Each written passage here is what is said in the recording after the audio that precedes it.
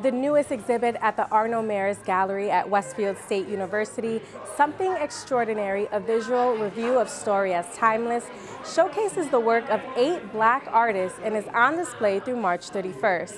Through drawings, paintings, and mixed media installations, the exhibition delves into the process of visual storytelling and examines Black history through a creative lens.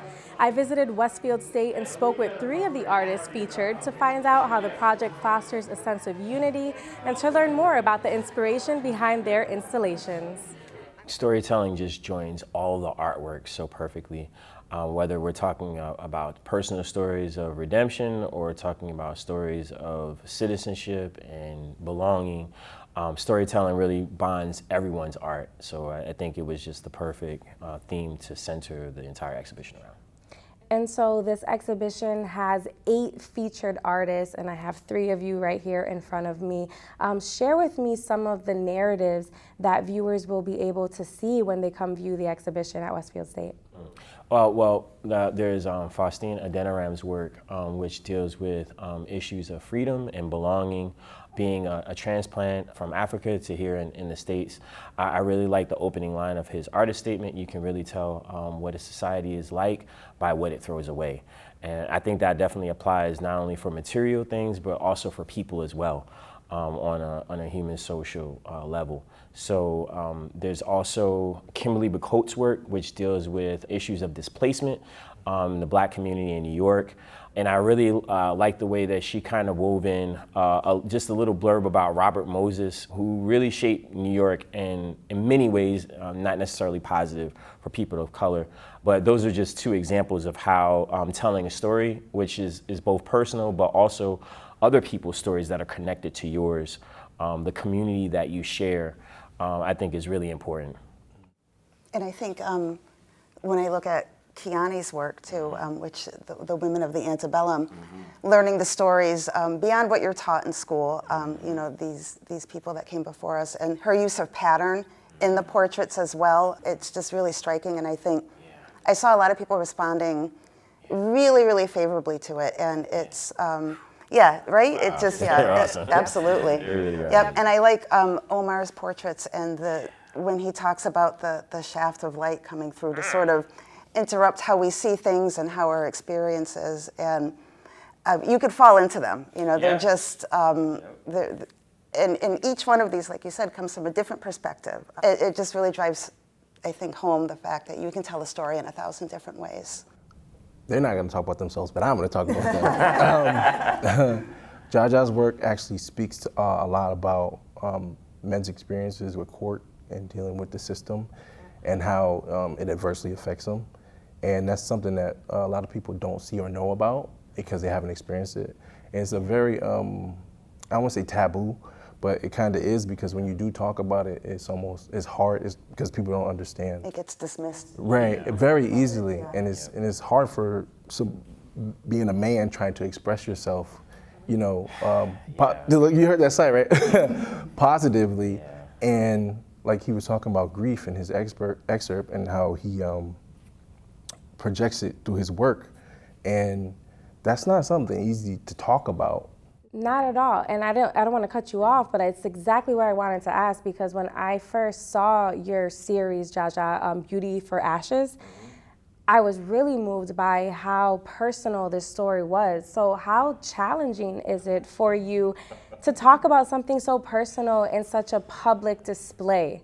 To be honest, I was really nervous opening night, because this is the first time that I've shared any of this publicly. This is something that I've been working on since you could say roughly 2017, 2018.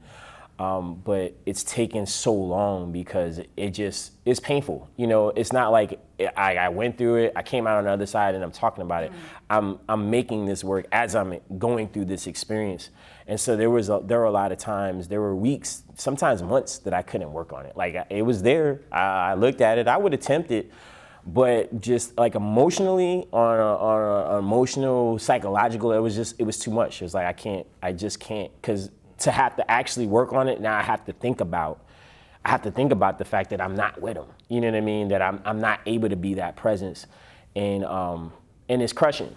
You know, it really is. You know, especially when, you know, you want to be there for your kids and you know you're a good dad, but there's this narrative of, you know, the absent black father and that we're just irresponsible, we make babies and then we leave. And it's not true at all, but it's assumed when you enter that court that you're actually not trying to do, you know, the right thing. And it's assumed that mom is going to be correct in everything that she says. And so it's an uphill battle, you know, all the way.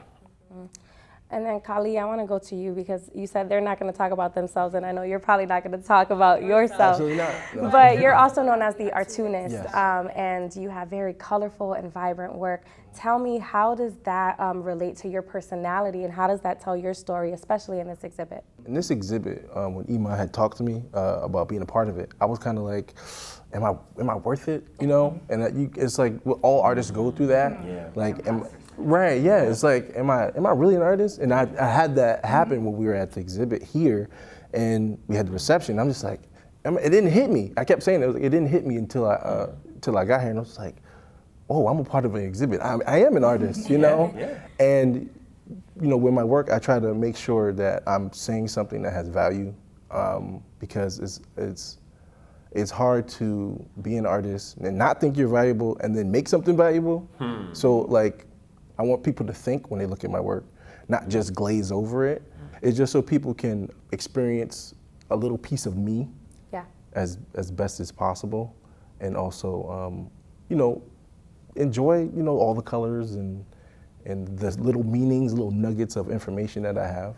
Yeah, and maybe even relate through some of the work. Because I know when I saw your piece, there was immediately something, I'm like, oh my God, it took me back to school, writing out your notebook and the little nostalgia in essay. there. Yeah, Like, just like nostalgia. Physical feeling that you get from it. There's a piece of nostalgia. Like, it takes me back to like 4th grade and seeing like other, Yeah. like with the S's and the girl. I'm like, God, that S, this is crazy. Yeah, it's like there's nostalgia there.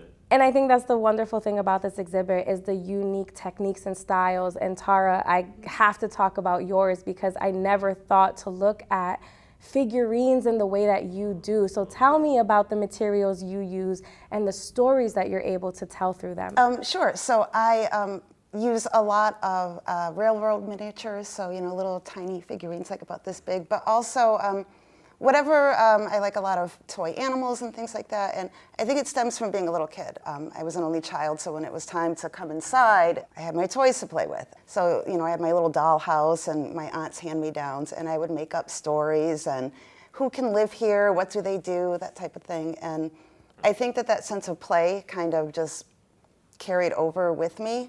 And when Ima invited me to participate in this exhibit, like you, Kahli, I thought, you know, I don't belong here.